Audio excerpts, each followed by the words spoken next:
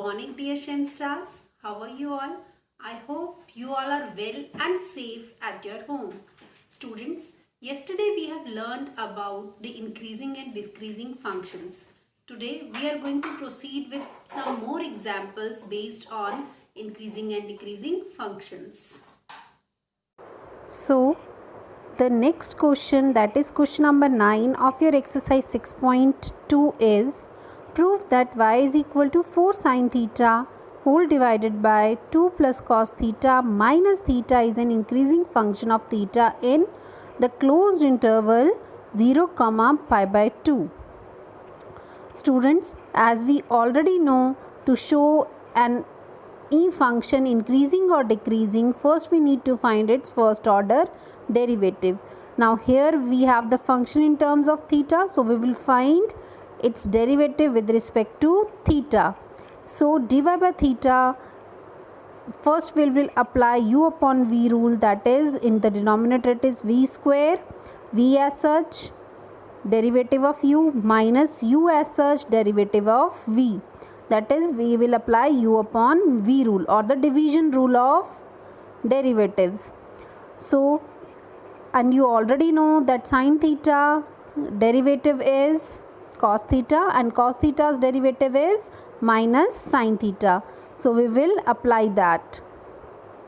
After finding the first order derivative, we are getting the final result as cos theta within bracket 4 minus cos theta whole divided by 2 plus cos theta whole square. Now students, in the denominator it is square, that means it is always a positive value. So that means we only need to show that cos theta 4 minus cos theta should be greater than 0 to show it's an increasing function.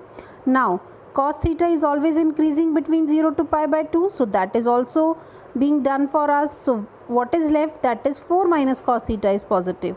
Now 4 minus cos theta, as we know cos theta's value lies between 0 and 1, so 4 minus any value between 0 and 1 will be always positive. So hence our dy by theta d theta will always be positive in the closed interval 0 to pi by 2. Now the next question is prove that the logarithmic function is strictly increasing on the open interval 0 to infinity. So we know that logarithmic function is given by log x. So let us suppose our function fx equal to log x. Next same, we have to find the first order derivative. So that will be given by 1 by x. Now 1 by x can be near to 0 but cannot be negative for any value between 0 to infinity. Even 1 over 1000, 1 over 10 lakhs, any value you can take between 0 to infinity, that could be near to 0 but cannot be negative at all. So this implies 1 by x is always greater than 0 and its value is positive. This implies our function fx is increasing on the open interval 0 to infinity.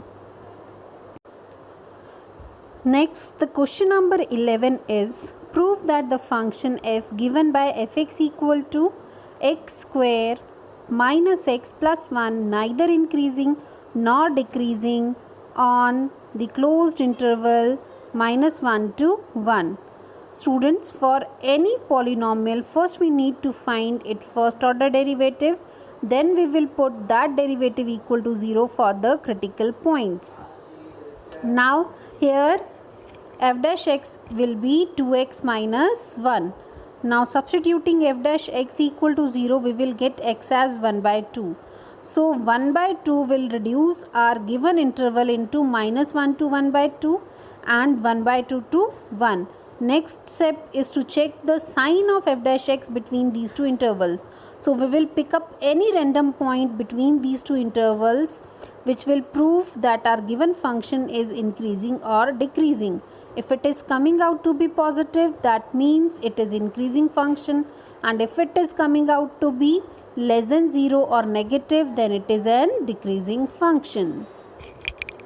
So here you can see clearly between the interval minus 1 to 1 by 2 our f dash x is taking the negative sign, that means it is strictly decreasing, and whereas between the interval 1 by 2 to 1 it is taking the value positive, that means strictly increasing.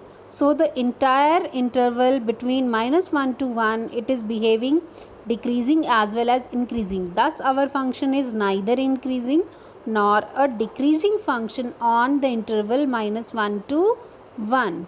Students, I hope you have understood well the concept of increasing and decreasing functions. So do try question number 12 at home. Students, that's all for today. Have a nice day ahead. Thank you.